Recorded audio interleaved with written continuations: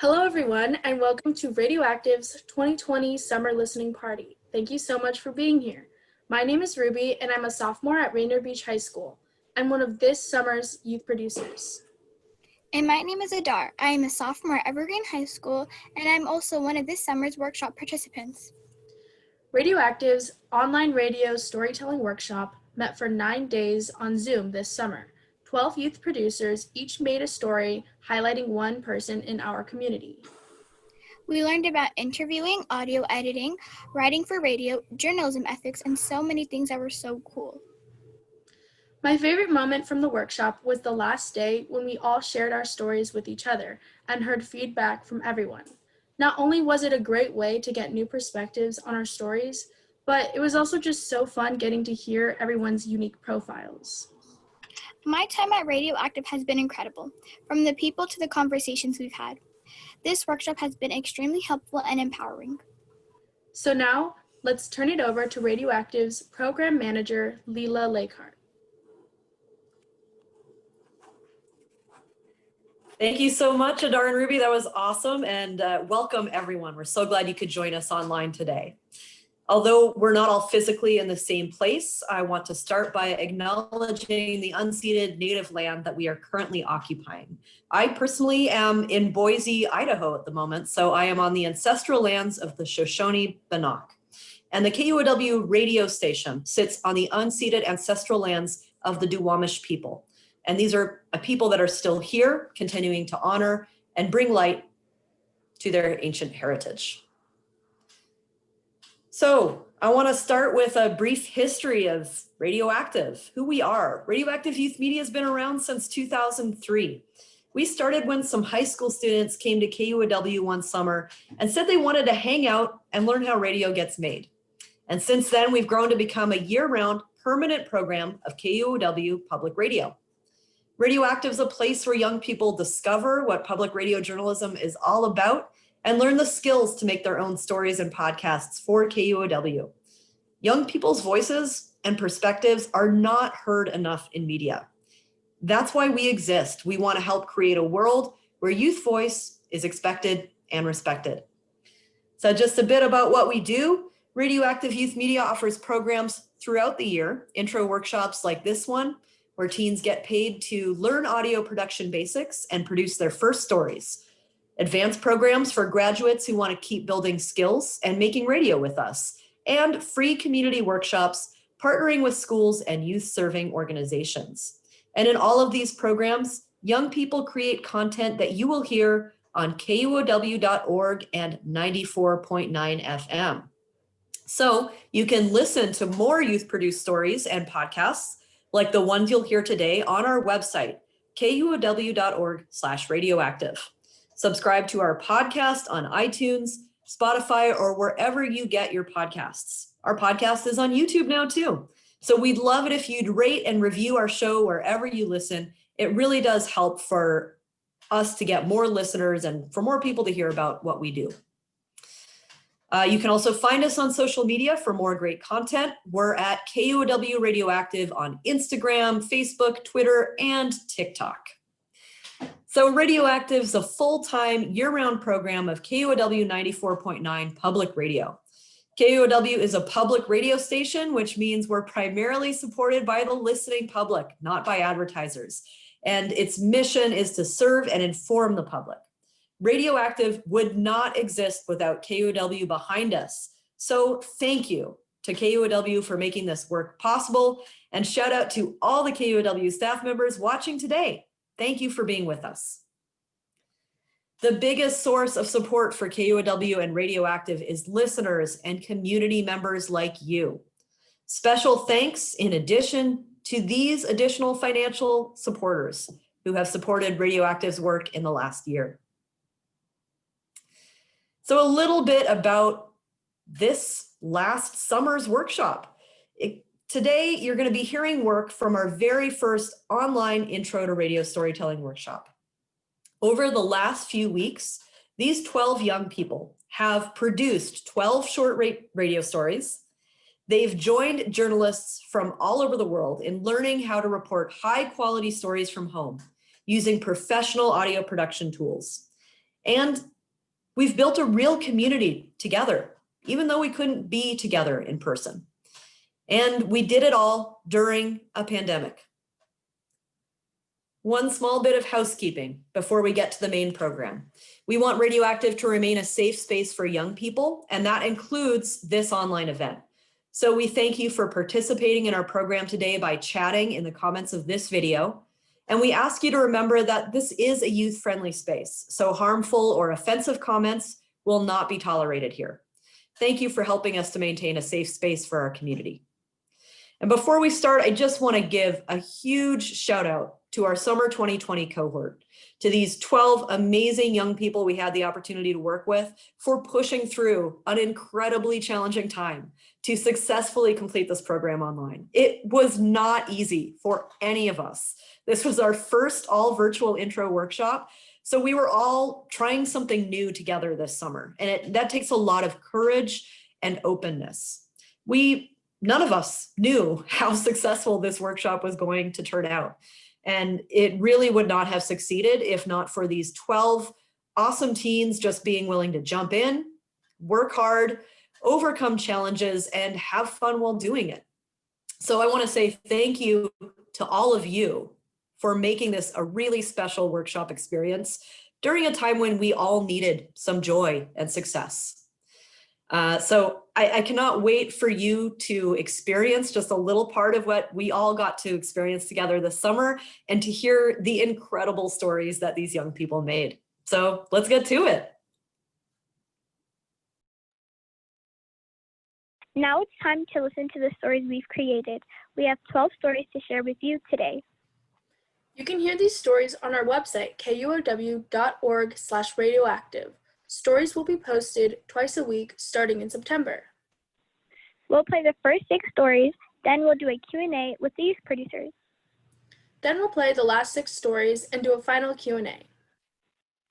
As you're listening, you can ask questions in the live chat. We will ask them during the Q&A.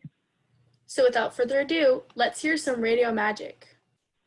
The first story we'll hear is from Emily Chua, who tells us about her family's experience with homeschooling. Lisa Chua once traveled halfway across the world, leaving behind her family and home in Malaysia to secure her education in computer science in America. However, she gave up a promising future in tech for her greatest journey of all, educating her children on her own. RadioActive's Emily Chua has more. Yes, I have to wear many hats. I am the counselor, the principal, the teachers for different subjects, and it's a lot of work. This is Lisa Chua. She's a full-time homeschool mom. Some people may think that homeschooling is only for celebrities or the reclusively religious, but Lisa's family doesn't fall into either category. I know because I'm her daughter. After 10 years of homeschooling, I've just graduated high school. My younger brother Anthony has ADHD and high-functioning autism, which make it hard for him to stay focused and socialize with others. He's the reason my family began homeschooling. My mom remembers when he was in first grade. Well, Anthony kind of felt uncomfortable. One day he just told me, Mommy, I was sweating. And he said he wanted to go home. His public school teacher called his behavior in a traditional classroom setting intolerable, so my mom started looking at other options. She's a real go-getter. She walked into a local homeschool co-op, spoke to the parents there, and decided to give homeschooling a shot. Anthony reacted well to personalized teaching and a class of 2, so my mom resolved to continue homeschooling through high school. It's not difficult to find material for high school students. I just search for a good teaching material that has the video lesson and the textbook that comes with the test package. She makes it sound simple, but behind the scenes are hours of researching curriculum, teaching one-on-one, drawing out transcripts, and writing course descriptions, school profiles, and counselor letters. The shelves in her home are crammed full of books, leaving saran-wrapped bundles of test papers stacked on the carpet. Some students may balk at the idea of having their mother as their teacher, but I can't argue with the results. I got top marks on the SAT and made meaningful social connections through my extracurriculars. As a bonus, I never had to deal with bullies or discrimination, and, thanks to homeschooling's flexible structure, I had the opportunity to pursue my passions, writing novels, arranging music, and self-studying medicine. I will always be grateful for all my mom has done for my brother and me. She came to the United States expecting a 40-hour work week as a software engineer, but instead ended up wrangling kids at home 24/7, 365 days a year. Yeah, homeschooling is not an easy job, but it's a rewarding experience. It's going to turn out great because you are the best teacher for your children. You understand your children's need the best. For RadioActive, I'm Emily Chua. Emily Chua is a rising freshman at the University of Washington. She's feeling a little bummed about missing out on the in-person experience, but she's confident that remote learning will feel literally like home. Wow, Emily's mom seems like a very resilient woman and teacher for her kids. Thanks for sharing, Emily. Now we'll hear a story from Kuther Ahmed about her brother's transition from a South Africa school to a new school in SeaTac. The transition to high school is difficult for many students, new teachers, new classmates, and a new environment. For one SeaTac student, the first year was extremely hard. RadioActive's Kuther Ahmed talks with her brother about his move to an American school. My brother, Ahmed, grew up in South Africa. His childhood was pretty different than mine. I was used to taking trips to the beach every weekend as a kid in SeaTac, but Ahmed remembers playing outside with friends every day after school. Me, I was playing with sand, eating sand. I was playing with marbles, playing rugby in the mud in my 4th grade. I was playing with a bunch of friends. I'll never forget their names. It was 3 of them. We were playing 2v2s. Ahmed moved to the United States with our dad at age 15. This was a huge change, especially when it came to school.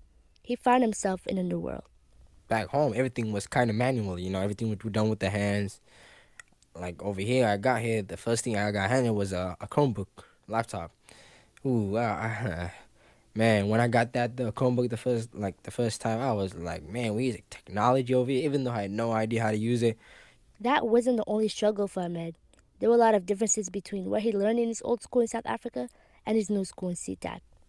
I guess I spoke in an accent that people wouldn't understand. I spoke really fast, and most teachers really had a hard time understanding me. Even in my essay writing, I wrote in a whole different type of style. Like it's just, and they asked me, how did I learn this type of way of writing? I told them, South Africa. These differences started to pile up.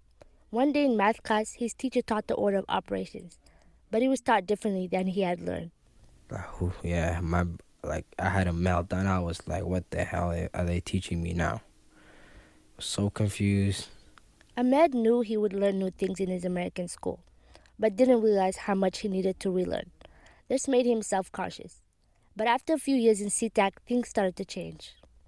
I started, opening up, becoming more confident, becoming less shy, getting out of my comfort zone, join a bunch of programs. Like that's when I started realizing, what, I actually love talking a lot. I don't know why I was so shy in the beginning. Ahmed is now a student at Highland College. He wants to become a physical therapist. And physical therapist is not just, just massaging and all that. I actually talk to my patients, help them out, ask them how their lives is like. And I actually like knowing, and how a person is doing and all that. And that's a perfect job for me. Moving to the States has been Ahmed's biggest challenge, but he never made it an excuse for him to not pursue his dreams. The difficult things in life can make us strong in the end, and it takes courage to let go of the familiar and embrace the new. For RadioActive, this is Kuther Ahmed. Wow, what an amazing story about courage and overcoming challenges. Our next story is by Adar. In a few years, Adar will be one of the first people in her family to go to college. So she asked a trusted friend about what to expect. Karishma Vahora is heading into her senior year at the University of Washington. She is from White Center, Washington, and the first person in our family to go to college.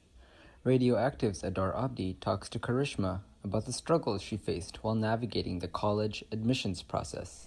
Karishma is my best friend's older sister. She has always been a role model to me. She's one of the few people who have inspired me to truly go after what I want in life. Most importantly, she has shown me that you can go to college regardless of your family status or financial situation. At the University of Washington, Karishma noticed these different backgrounds were particularly noticeable. You had students in classes where they had these AP and IB courses in their schools, and I didn't have those courses. their like science classes were like fully equipped with like thousands of dollars, and their PTA fundings were in the millions. Like Evergreen did not have that. So how do first generation students compete? Krishma says the most beneficial thing for first-gen students are the college prep programs they do in high school. But she says those programs are a hit or miss. These programs have a huge criteria, and sometimes you meet all the criteria except one, then you're not eligible to join the program. She says the best thing you can do is utilizing the adults in your life, which sounds like kind of dumb. It shouldn't sound dumb, but it does, because it's like your friends are doing one thing and then you're staying after school to talk to your teacher about like, what programs should I be a part of, or like, how do I get my grades up, or help me write a resume or something. So like, if you don't have friends that are like advocating or supporting you on your behalf, find like adults in your life that can. Despite the extra challenges, Krishma has always been set on going to college. Education is a very big thing for her and her family. I grew up in an immigrant household, and a lot of our values are around education and, being the best and trying to survive. And so, college is a way to, in a sense, a way to survive. When I look at Krishma's college experience, I see a success story. But not every first-generation college student has access to the same resources they need to succeed. And sometimes when I think about my own path to college, I worry I'm not good enough. I produce this story to show myself and other students like me that it doesn't matter what you do or don't have. What matters is the effort you give and the passion you bring wherever you end up. From RadioActive, this is Adar Abdi. Krishma shares such a wise and resilient perspective. Thanks, Adar. And now, a story from Ruby. Ruby Lee is on a journey to learn more about her identity and her family's history. We'll hear a conversation she had with her great aunt. Ruby Lee's great aunt Sue immigrated to the U.S. from Seoul, South Korea when she was 16, about a year older than Ruby is now. Sue even graduated from Rainier Beach High School, where Ruby will be a sophomore. Ruby wants to learn more about her family's history and her own racial identity, so she sat down with Sue to ask about it. Here's Ruby. I'm Korean and Irish, which makes me biracial. My Irish family came to the U.S. a long time ago. But for my Korean side, coming to America is more recent history. I didn't have a friend. When you move to a new country, you don't have a friend. That's my great aunt, Sue Lim. She came to the U.S. when she was my age. Moving to completely new culture like I did at my age, 15 and a half and 16, sweet 16, you are probably at the height of the emotional hormones. And here you are dealing with all these social pressures. And in my opinion, I think that was the worst time. Sue is the second youngest of 7 sisters, and my grandma is the oldest. They all came to the U.S. at different times, so they grew up separately, and they all had different experiences immigrating to the U.S. Ruby, it is a very disconnect, a very strange family relationship, but we just did what we needed to do. Talking to my great aunt Sue made me realize how little I actually know about my family's history, and that history isn't always one collective story. Instead, it's a messy combination of memories and perspectives. But you do know, deep in your heart, that we're related, so you just kind of move on from there. So it's very interesting, isn't it? While talking with her, she told me a story about going on camping trips with my grandma. We eat a lot, and then we just laugh a lot. And then at that time, I played guitar, so we have campfire, and I would play guitar, and I would sing along. When I was younger, our whole family would go on camping trips. I didn't know about these ones my aunt talked about, but it was nice to see how the tradition had carried on. I think it's our responsibility as young people to collect as much of these memories and stories as we can from our relatives, both near and distant. If we don't, the beauty and pride of our heritage will be lost and gone forever. I asked Sue if she had any advice for me about school and life. Make most out of your situation, whatever that is. Look for opportunities to further yourself and follow your passion. At the end of the day, it's taking those stories and that history and running with it. Because no matter what race I am or where I come from, I know who I am and what I'm passionate about. From RadioActive, this is Ruby Lee. That was a great story, Ruby. Thank you so much. Our next piece is from Sam Haptamichael, who shares her father's story of escaping from Ethiopia at just 17 years old. Fitsum Hapta Michael takes us back in time when Ethiopia and Eritrea was at war. He was 17 at the time and talks about what life was like back home, what struggles he faced and sacrifices he made in order to live his life freely. RadioActive's Sam Hapta Michael has more. Fitsum Hapta Michael was happy with family and friends back in Ethiopia. He had an enjoyable life that included a big support system. Fitsum is my dad, and he likes to tell me about his life in Ethiopia. When I wasn't grown up in Ethiopia, or not like America, we have to play from morning to night, and all neighborhoods are watching us. I miss that social life. For me, the bits and pieces he shares of what his life was like in Ethiopia as a child, it's eye-opening, because it's also a sad experience when he was forced to leave. He was 17 when the war began. He was given a choice to escape and to live independently, leaving his family behind.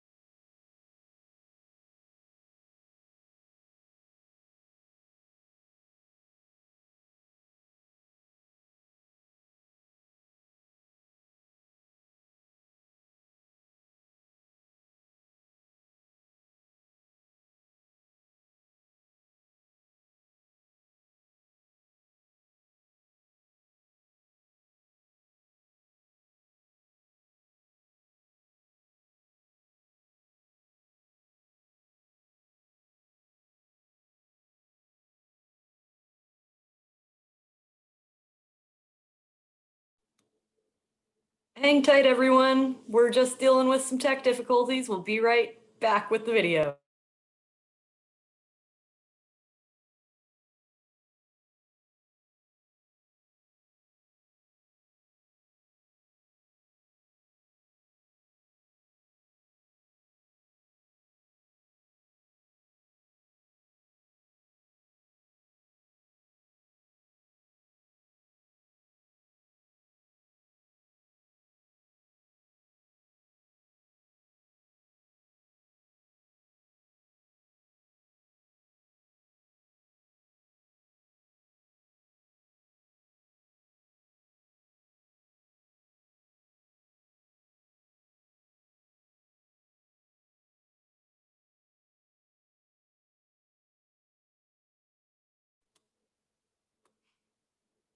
So this is the fun of dealing with an online listening party event. I am so excited for you to hear Sam's amazing story, and we're working on getting the video and audio back on in just a moment. Thank you for your patience. In the meantime, I'll remind you that you can share your questions in the YouTube chat, and we've already got some great questions from several of you, so thank you so much for that. And yeah, thank you for bearing with us as we deal with these remote challenges, of course. But yes, we will have a Q&A shortly in just a couple minutes, and then we're going to get to hear from our youth producers. They're going to come live on screen and answer some of your questions before we get the rest of our stories going.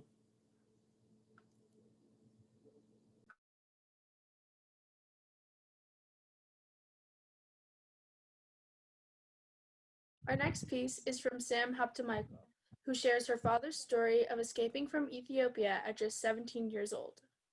Fitsum Hapta Michael takes us back in time when Ethiopia and Eritrea was at war. He was 17 at the time and talks about what life was like back home, what struggles he faced and sacrifices he made in order to live his life freely. RadioActive's Sam Hapta Michael has more. Fitsum Hapta Michael was happy with family and friends back in Ethiopia. He had an enjoyable life that included a big support system. Fitsum is my dad, and he likes to tell me about his life in Ethiopia. When I wasn't grown up in Ethiopia, or not like America, we have to play from morning to night, and all neighborhoods are watching us. I miss that social life. For me, the bits and pieces he shares of what his life was like in Ethiopia as a child, it's eye-opening, because it's also a sad experience when he was forced to leave. He was 17 when the war began. He was given a choice to escape and to live independently, leaving his family behind, or to remain and become a soldier. So he left. My dad had to walk 15 days without solid food in his system. He survived off of dirty water. It was over 90 degrees while he was crossing the border to Kassala, east of Sudan. He was surrounded by groups of people escaping. The only time they could travel was during the night. This way, they could have a cooler temperature and wouldn't risk being spotted and attacked. It was scary. I was young. If they got me, or in Ethiopia they got me, I'd be in the jail. Eritrean, if they got me, I'd be a soldier. So when I was, if I be in Eritrea, if I make, they be me soldier, that means I'm fighting with my brother. My brother is an Ethiopian soldier. So I was praying every single day and night. So I was how I'm escaping. I'm get out from here. Although scared for his life, his father once told him something motivational. You have to solve by peace, not war. So he kept that positive mindset throughout his journey. There were times he wanted to give up, but he was confident there was a good life ahead of him. Eventually, he made it to Sudan and found family there, who provided him with job and shelter. But unexpectedly, Fitzum got very ill. He couldn't talk, stand, or even take care of himself. I was sick. I was sleeping for 6 months on a bed because malaria. The people they was thinking, and these guys be not staying today and they be die tomorrow. Hearing this through my dad's voice was really hard for me to imagine. Thankfully, he wasn't alone. He had his cousin to stick by him. He was sacrificed for me a lot of things. He was working and he didn't say anything, one word. Still now I appreciate him. Even though they were introduced as cousins, they were complete strangers. My dad was grateful. After he recovered, he spent 10 years of his life in Sudan. Then he got news that it was safe for him to return back home, Ethiopia. He spent 3 years in Ethiopia until the war started again. This time, he escaped to Kenya, where he met my mom. They were given the opportunity to move to America and start a fresh life. I'm about the same age now that my dad was when he first left Ethiopia, and I can't really imagine it. It took a lot of guts and bravery. Now he's settled and stable. He's just living life, guiding us, and giving us advice. I'm so happy because I'm close with my kids. They know what I need. I know what they need. If I'm not close, I don't know them. So I'm so glad. I'm so happy. That's a good thing for me. For RadioActive, I'm Samrawit Haftamichael. What a beautiful story, Sam. Thank you. For our last story before the Q&A, Jared Lom brings us a story of music and recovery. Heads up, this story deals with addiction.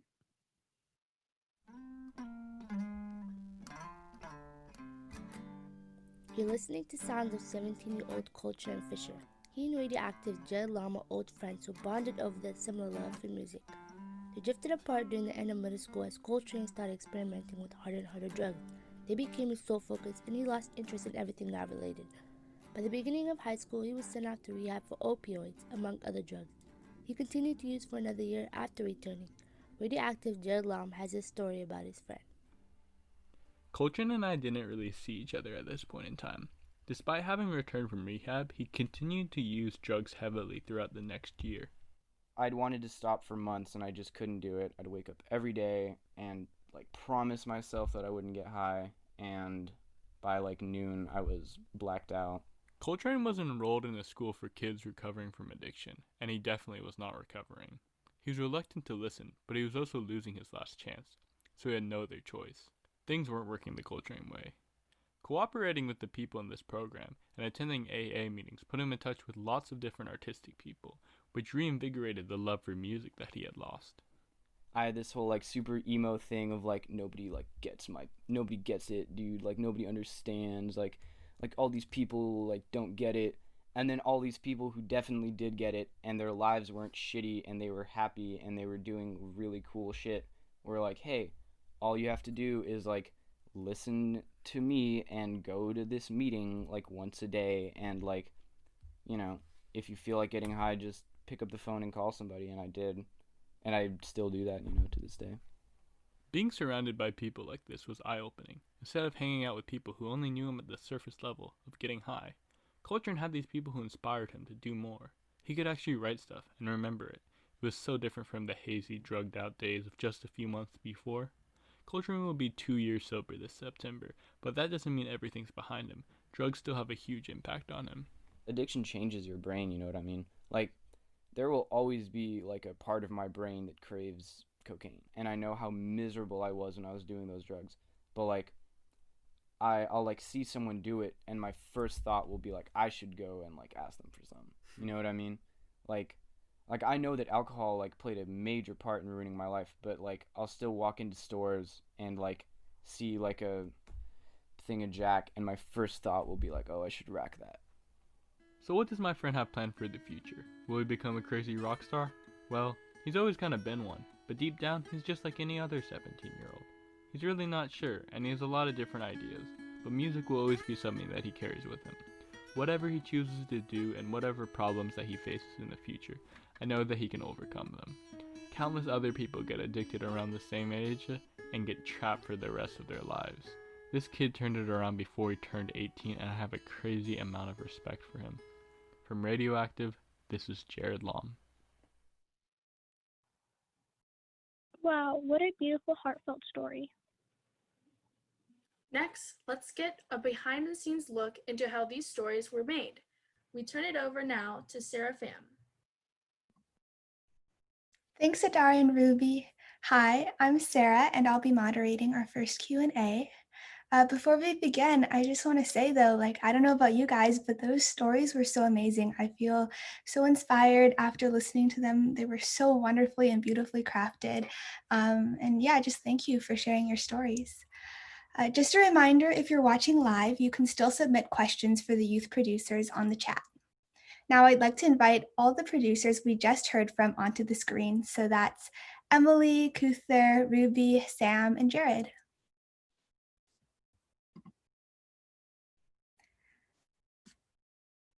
All right, hi guys. Can each person share either one thing that you are particularly proud of or one thing that was challenging in producing this piece? Let's start with Emily.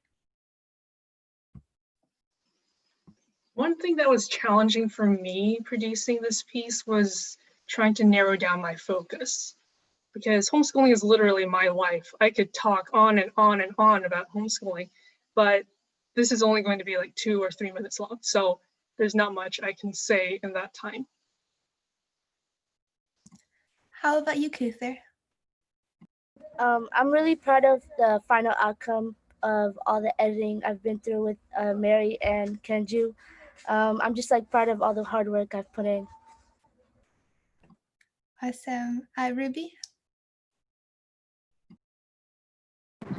I would say sort of similar to Emily. My family's history is very complicated, very deep. There's a lot of different rabbit holes I could have gone down. And I guess it wraps both of those things. I'm really proud that I was able to narrow down to one thing and really make that one thing special, and that it still shares a lot about the history and everything. So yeah. Awesome. And Sam couldn't make it today, unfortunately, but I can say real quick from being her story partner, Sam was amazing to work with, and it was so cool just to see the lifetime of her story being put together. It's one of the ones that really touched me and that I felt very impacted by. Jared, let's hear from you. Yeah, I mean, pretty much the same thing as everyone else. The whole reason I wanted to make this story was I wanted to show addiction in a light of these are real people and they're three-dimensional and stuff. So I wanted it to be more about Coltrane's him as a person and his journey recovering versus just there's some kid is addicted to drugs and this is how horrible his life was. So it was really hard getting it down to 3 minutes because the whole interview was 25 minutes or something, and I had to cut it down to 3 minutes. Originally it went through how he got into drugs and stuff, and then up to way more in depth, but I was it's impossible to get that perspective of who he is and tell that story in 3 minutes. So I was like, okay, I'll just start it from when he got was starting to get sober and then put everything before that just in the lead that Kuther did. So yeah, that was really hard to do because I wanted to be like from when he's 12 to like now, which the first cut of it was just like, oh, he smoked weed and then he like did acid and then he did cocaine and then heroin, and it just like wasn't interesting to me anymore. So I had to rewrite it, and I liked how it came out. That's awesome. I love how all of your stories came out and how you like overcame time constraints and were still able to tell a very powerful story. So we've got some questions from the audience. The first question is, what was it like for some of the program participants to explore their backgrounds and histories? What was difficult and what was unexpected?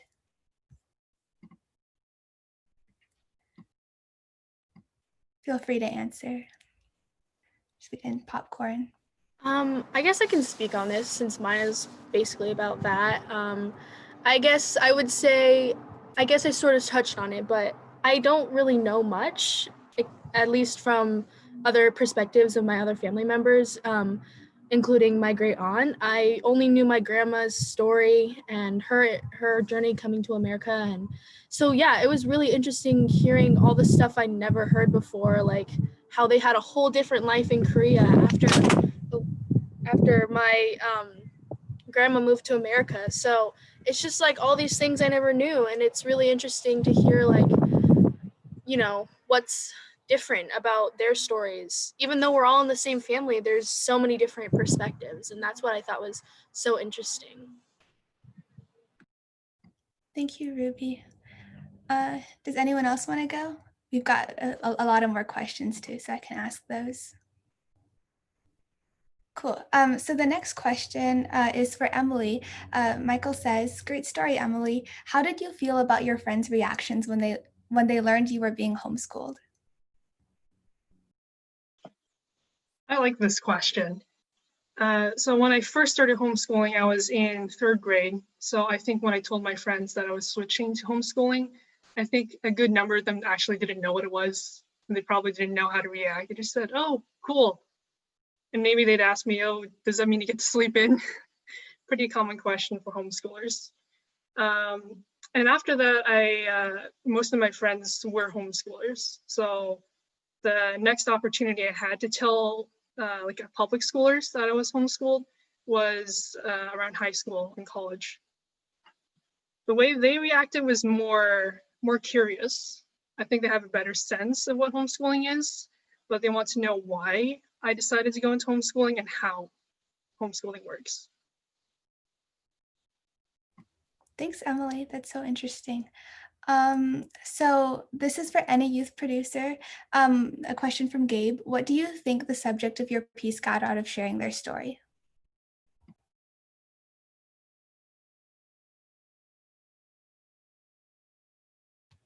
I mean, I know originally Coltrane like did not want his name attached to it, but then I talked to him a little more. I was like, well, he did an interview before where he did have his name attached, and like he felt like it was like just about how he was like a drug addict. He didn't like it. So I was like, well, I want to make it more about, this. I want to make it more about rehabilitation. And he was like, okay, yeah, that's good. So I think he was able to get his story out in a different light that he wasn't able to get out before. Thank you. And for our last question, or one of the last, how did you balance your objective storytelling with the feelings you had for your interview subjects? Or I guess another way, if you want to answer, just like, I guess, talking about the objective story versus like maybe your own relationship with the story or your personal feelings about it.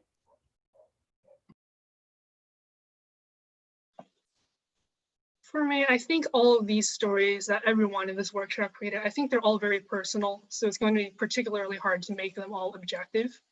But I think we all took advantage of that. We made them personal. We showed the human side behind all these stories. And then to give it a sense of objectivity, we described what it was like. We gave the reasons, what drove these people to do these things. And I think that's how we balance objectivity with the personal. identity of all these stories. Awesome. And we have a question for Kuther. Just wondering, like, what was it like for you to craft that story, and especially interviewing somebody you know so well? I think you interviewed your friend. I interviewed my brother. That's right. Sorry. I learned so much because like during the interview, it was like the beginning. We had like so many, like we had to record like so many times because he was like just joking around and like not taking this seriously. But then we got to the point where I was like, you need to like, get it together. And then we started talking. He just like answered the questions more like he was like kind of having like a conversation with me. Most of the some of the questions were mostly like about like his experience in college that I couldn't add in the story. Something that was like kind of unexpected was like when he told me how he didn't attend his freshman year of college because of like work and all that.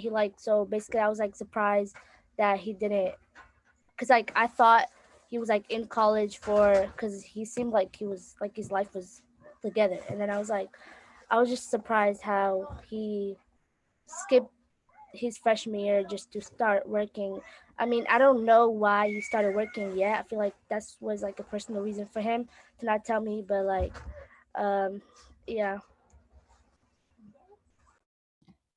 Thank you, Kuther, and thank you all. It was so wonderful talking to you and seeing you guys again, and like hearing your stories, but then like hearing about the behind the scenes. That was really awesome.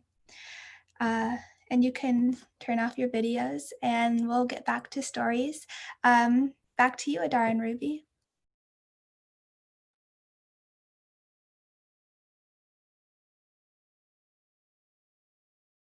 Now we're going to listen to the final 6 stories. As you listen, think of your questions for the producers. We'll do one last Q&A after we listen. You can submit your questions on the Facebook event page or through YouTube live chat. Woo, let's get things started. We're going to kick things off with a story from Gabe Rambayan about his basketball coach and role model at Decatur High School in Federal Way. Research shows that for students of color, having a teacher with the same race or ethnicity can improve test scores and reduce the likeliness of disciplinary issues. Yet, only 20% of educational leaders in the United States are people of color. RadioActive's Gabe Rambayan introduces us to a teacher and basketball coach of color at Decatur High School in Federal Way, who has become a role model to students of color on and off the court. Meet Jeffrey Forbes Jr. He is my teacher, basketball coach, and most importantly, role model. I coach basketball because it's a way of giving back. I always want to give back in my community and make sure that anything I have that is wisdom-wise or experiences that I've been through that I can give to the kids, whether it's something good or bad. Because when I was growing up, I didn't have a lot of people that were really influential and that could guide me. But getting to that position was never easy. Forbes had faced a lot of adversity and racism growing up as a black and native man. And one example of that was I had a Monte Carlo SS, the 86. That's considered a drug dealing car. I would get pulled over every other week or every 2 weeks and be by either the same cop or a different cop. And I didn't think that that was okay. Forbes also talks about getting followed through the mall and being called names at basketball tournaments. I've been through a lot of that stuff that people are talking about, but I mean, it's hard to talk about. You know what I mean? You don't want to tell people that you've been through these things and then be like, oh, well, that's just part of life. No, it's not part of life. It's not normal. No, if anybody says that's normal, it's not normal. Teachers of color are fairly rare even in today's classrooms. Being one of the few teachers of color in the school stacks on plenty of pressure. But when you play sports and it's the last couple seconds of the game and you're at the free throw line and you got to make those free throws, I've already been through some of those pressures as a black male or a Native American male. And you take those things and you let that alter and you let that guide you through life. That's why sports are important. Even with all the pressure, Forbes knows he's more than just a teacher to his students. We're not teachers now. We are father figure, big brother, big sister, mother figure. I mean, we are nurturing these kids because sometimes they don't get that at home. For me, a student of color, having a teacher like Forbes has changed my life. I transferred to Decatur my sophomore year barely knowing anyone. After I developed a relationship with Forbes, it made the move almost seamless. I struggled a lot my freshman year, and a lot of times I felt like I had no one to go to. Although I had good teachers, they didn't feel as open to me. So having that kind of connection to your teacher is very important. Man, I've gone through hell and back. So anything you tell me can't be far off of what I've been through or seen, right? So it's just like I want to know how they feel about things in their life, or I want to know what they're going through so I can help them get through it. Forbes has taught me a lot of life lessons and has changed my whole mindset. I went from being late to school every day to waking up at 5 a.m. and getting shots up before school every day, and waking up early on Saturday mornings to get into the weight room.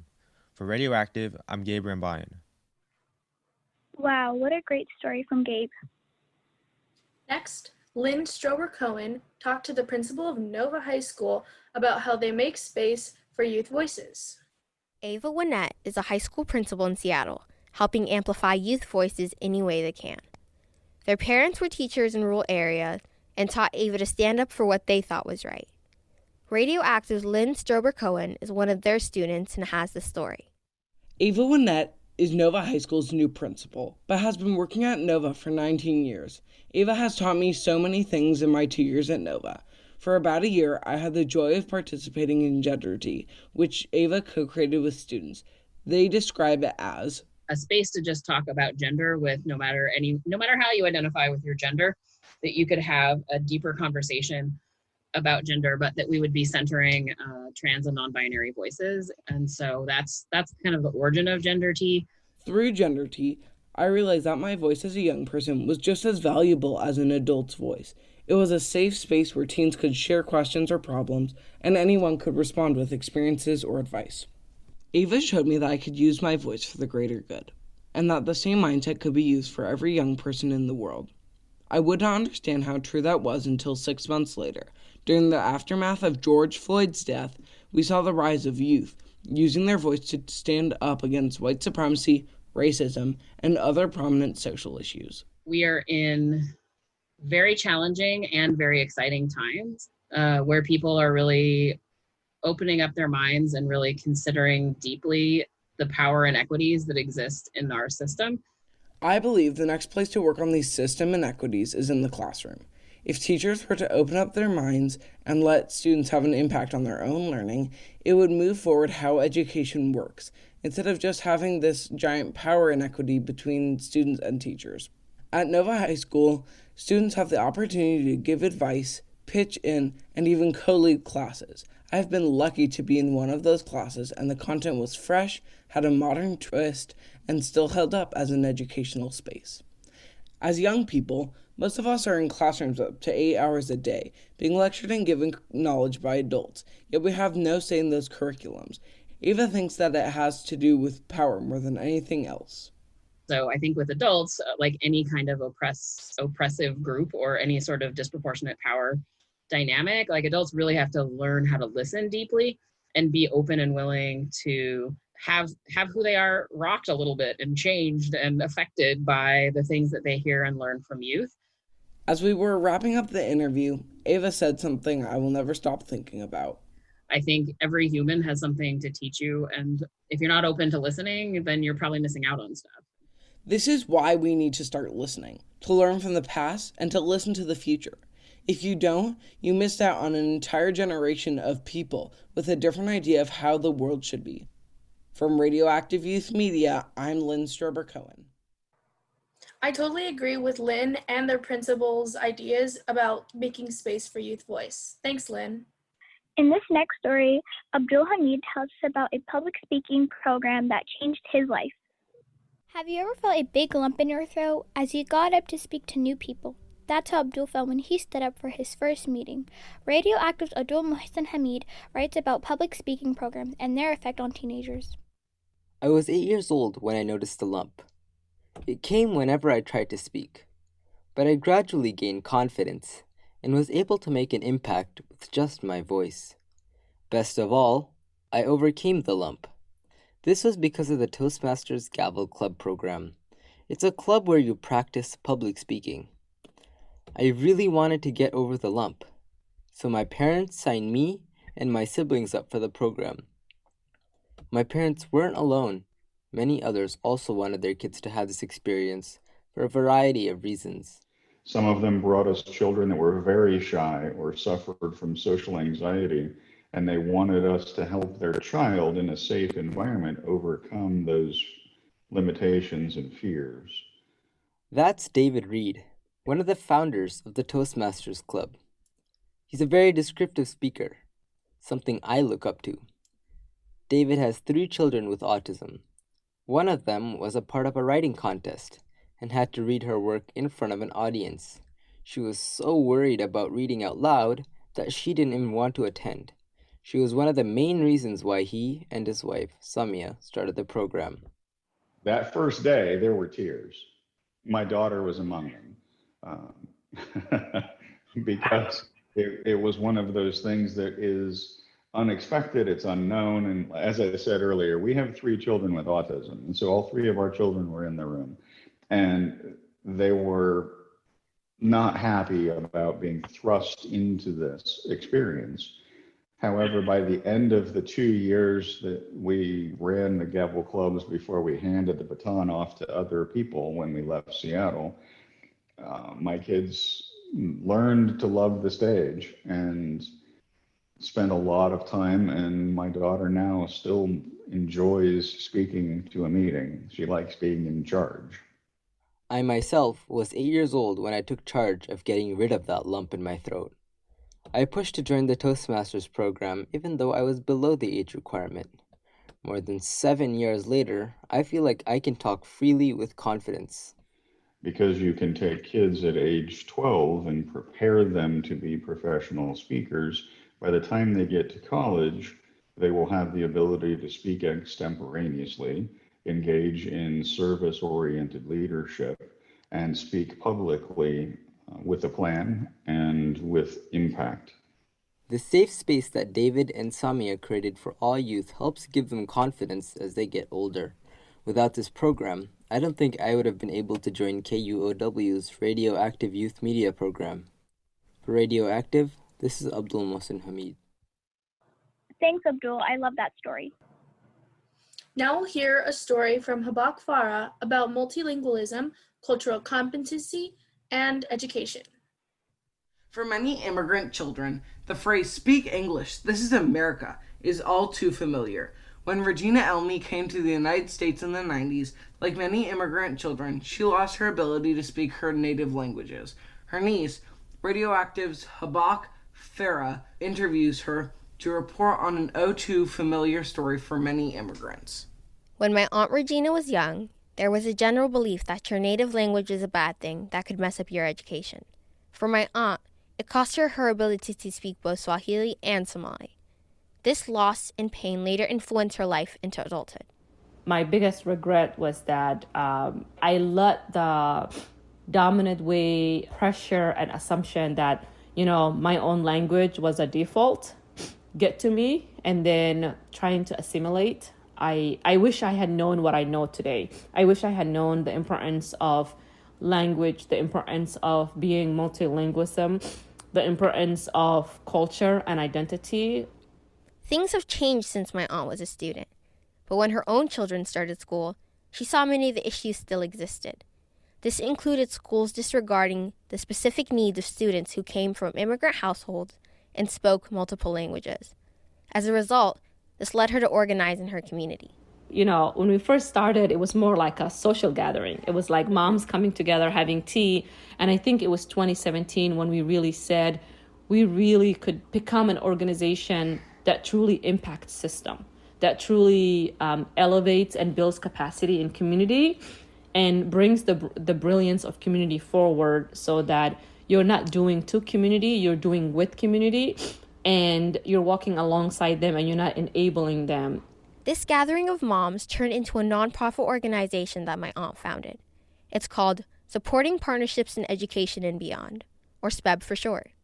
The need rang high for an organization that helped parents, children, an educator, build bridges without having to lose their own unique cultural identities. Now doing community work, what we try to challenge our families is to say that, our schools need to build bridges with you, but when your child comes to you and your child is telling you something is not right, number one, be their advocate. Talk to your child. Don't let them feel like they don't have an advocate, especially at home, and it doesn't matter whether you speak the language or not. SPEB reaches families of many backgrounds who want to find ways to better support their own children's needs.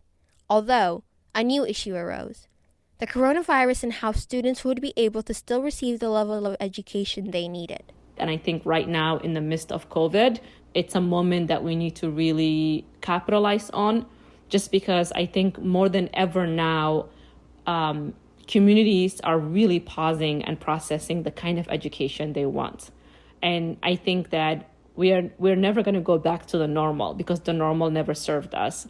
This experience taught my aunt the kind of education she deserved and has helped parents realize what they deserve: respect and understanding from schools and how to better advocate for their own children's needs. For RadioActive, this is Habak Farah. I love that line, "The normal never served us." Thanks, Habak. We're coming to the end. Next up, Luis Hernandez Vargas sits down with his mom to remember his great-grandma. Not everyone's great-grandma sleeps with a gun under her pillow, but Luis's great-grandma did. Luis Hernandez Vargas sat down with his mom, Bertha Vargas, to remember their abuelita. Here's Luis. I remember my great-grandma as a little old lady who wore ribbons in her hair and a pink plastic poncho when it rained. My mom remembers her as the woman who did everything. Era una mujer que vendía licor sin un permiso. She was a woman who sold moonshine and also gave massages and made treatments for bone aches and pains, and also later sold medicinal plants. And protected everyone. También era una mujer que... And she was also a woman who had a home full of guns for protection.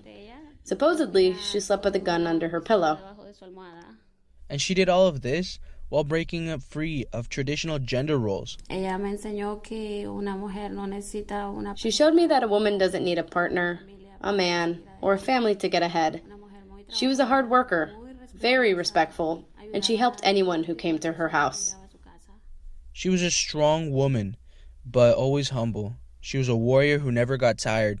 The same could be said of my mom. Al ver a mi abuela, que era una mujer muy independiente, muy trabajadora y que... To see my grandma, this very independent, very hardworking woman, inspired me to be someone better. Entonces, yo trabajaba y estudiaba. I studied and I worked in elementary school and middle school, and I decided to move to a big city, where I didn't know anyone, to continue studying when I was 17. I leave for college in New York soon, and while I'm super nervous about the journey that lies ahead, I know that I'll always carry my great-grandma's strength with me.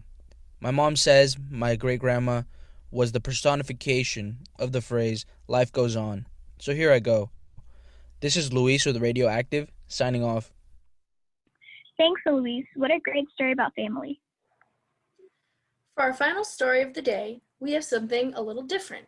Poet Sarah Pham brings us a poem for my mother, a boat refugee. At just 8 years old, Diem Pham became a refugee of the Vietnam War. Her parents put her on a small boat where she spent 10 days at sea and 6 months at the refugee camp in Malaysia. Decades later, her daughter Sarah Pham explores her mother's diaspora through poetry. Mama, can you tell me the story of your escape from Vietnam? It was shortly after the war. It was 1980. And my parents, who are your grandparents, decided that they would go ahead and let me go first without them. You were 8 years old. And we were in a small dark room. Ba, your mother was sewing gold in your shirt seams.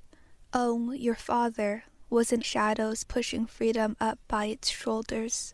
To give me a future is to take that risk and put me on that boat.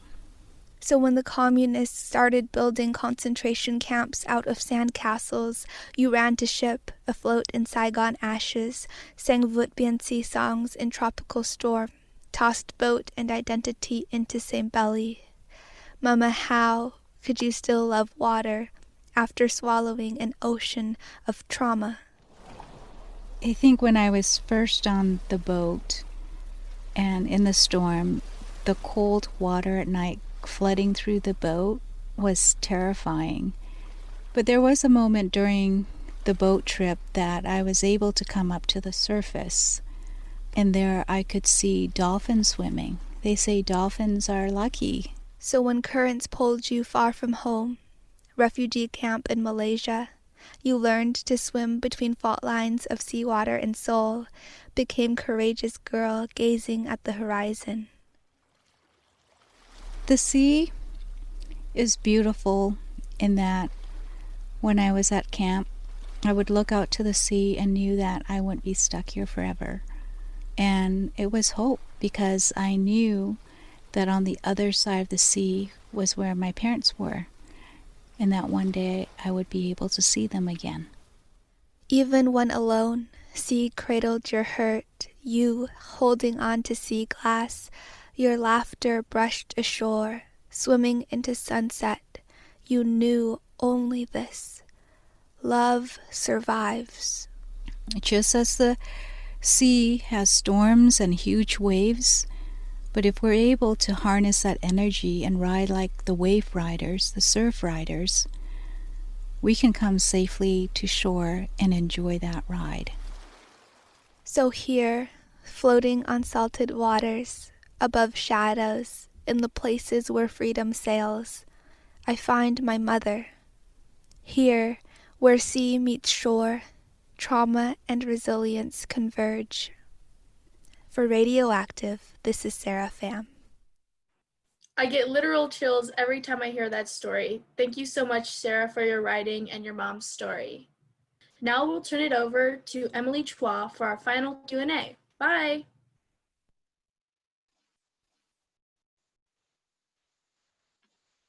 Hello, everyone. Thank you to Adar and thank you to Ruby. And I'm Emily Chua, as you heard before. I'm one of the youth producers you heard from earlier, and I'll be moderating this second and last Q&A. So if you have any questions, make sure you send them in the live chat now. And let's see. Before I start, I just want to say, all these stories, I heard like the rough draft versions of them before the workshop ended, but now hearing the final versions plus the photos, man, that's just a totally new experience. Congrats to everyone who has completed this workshop. All of your stories are just fantastic. All right, now to our questions. Let's see, we've got one from Emma who asks, if you had additional time, what aspects would you want to further expand on or branch into in your stories? And I'm sorry, I forgot to introduce our producers. My bad. I'm sorry. Gabe, Lynn, Abdul, Habak, Luis, and Sarah, please turn on your video. I am so sorry. All right, there you are. So yes, what aspects would you want to further expand on or branch into your stories if you had additional time to do so?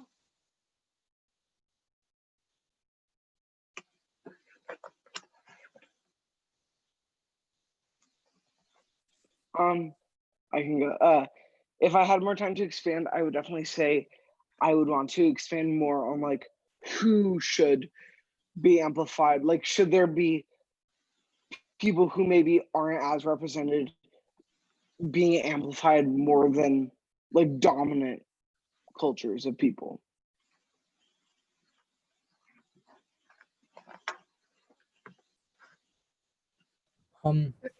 Something that I would have added if I had more time would be other people's experiences. Some people may have different experiences in the Toastmasters speaking club. And yeah, that would have been really nice. Do any of you think you're going to keep making more radio stories, perhaps to expand on any of these topics? I hope I can make more radio stories. I really enjoyed it a lot. And yeah, I had a fun time doing it. That's fantastic. And I hope you're all proud of the work you've done. Is there anything that you're particularly proud of in the story or anything that was really challenging to get through? Lynn, you want to start? Something I'm very proud of is, I guess like honestly, I'm really proud of Habak, because like she just did a really good job, and like as my story partner, like you just helped me so much, and like we collaborated on so much, and I'm really appreciative of that.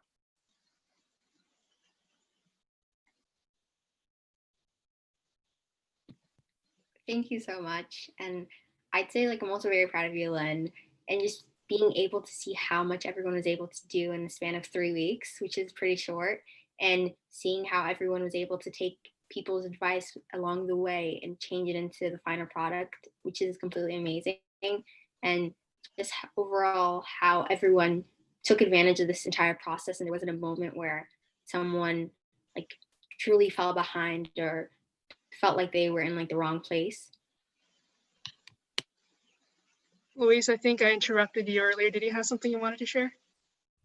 I was just gonna talk about like maybe something that I wanted to expand on my story was that you know, I had a really long interview and it was really interesting not only to see my mom's reaction when I asked her about my great grandma and her reflection on maybe how much my great grandma affected her to become who she is, but also like kind of like dissecting a good bit of like generational like how we all like through our own individual like problems we push through our problems as, you know, human beings, and can kind of relate from generation to generation, you know. And you know, as I'm doing this talk, I'm actually in New York, so I have like a newfound not only a newfound respect from my family, because they know that, you know, I just moved somewhere where I have no idea anybody here, and you know, it's a little bit of a different culture, this and that, but at the same time it's also like,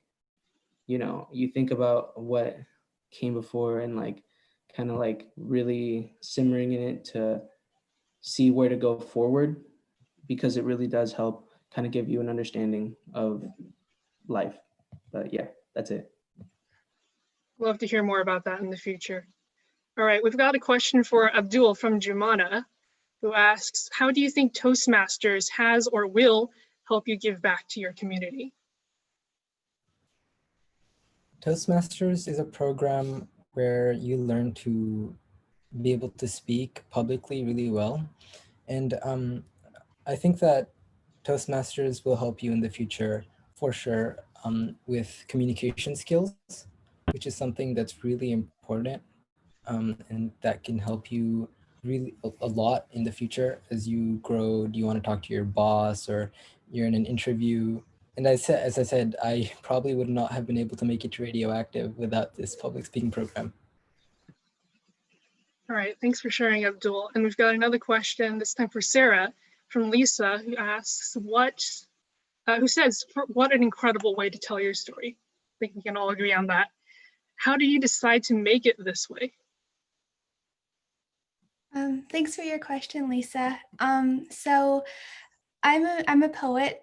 Sometimes I write poetry, and poetry is a way for me to kind of connect with my identity and explore my relationship with my history in a way that writing in prose can sometimes be a little bit scary, just in the traditional sense, like writing about it in like just saying a story sometimes doesn't really capture all of my emotions. So poetry is a way for me to kind of understand my experiences better and engage in it in a way that is kind to myself, and sometimes, yeah, I don't know how to describe it. It's just it feels good to be able to go beyond, to use metaphors as a form of connecting.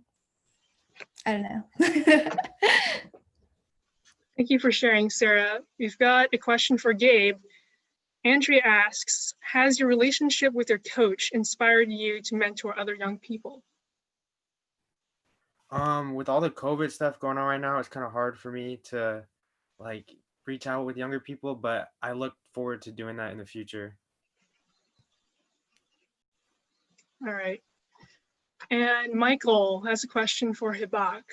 He asks, how do your aunt and SPEB SPEB help students preserve their cultures? I know that through working with parents, are also able to learn and form relationships with younger children.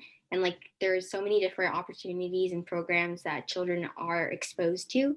Like last summer, I think they did a summer camp, and they they were like teaching the children how to take pride in their own identities and how to like take their identities out into the world. And also just like through volunteering with them, I've seen how students now better understand and are like less likely to have fear when it comes to the new school year. It's like something really important, really interesting that I've been able to see. I'm glad to hear that. All right, Lynn, there's a question for you. How has the need to highlight youth voice inspired you?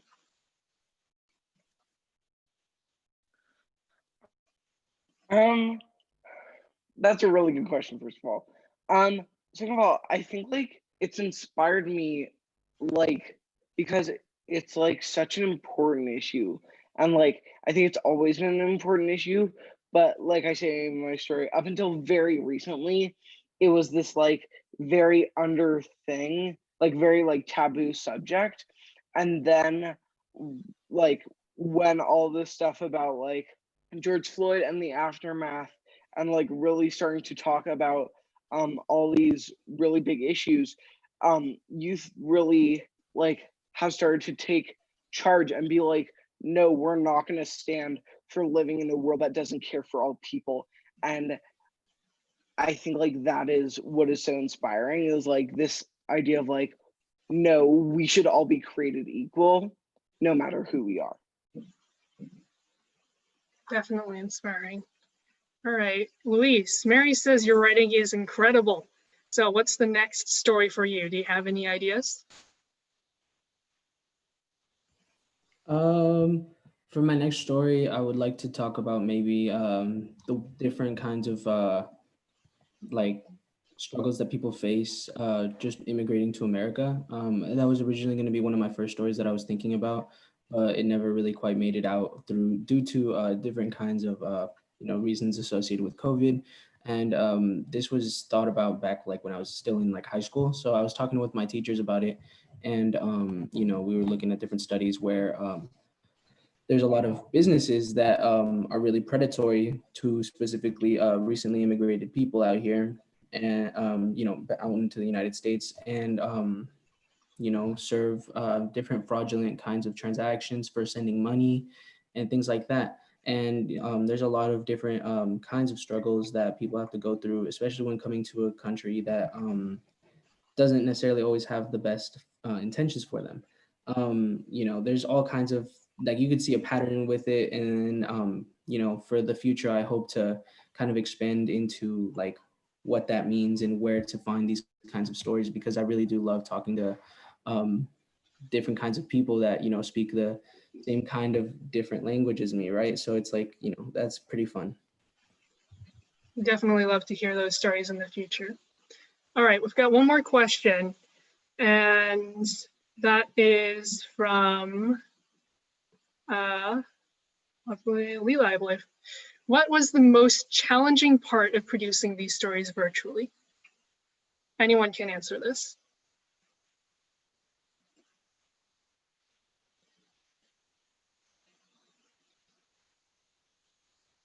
Anyone speak to the interviewing process, probably the virtual or remote interviewing process?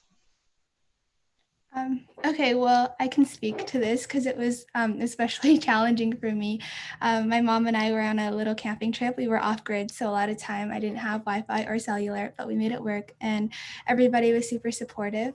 And also just like confronting my mom's story was something that was a little bit scary for the both of us, and something that is just, it's meaningful to me and it's hard to talk about. So I think it was a challenge being off grid and kind of communicating and getting the interview and everything to the program, but also like me being so grateful to the program for like supporting me and my mom and being able to bring that story here.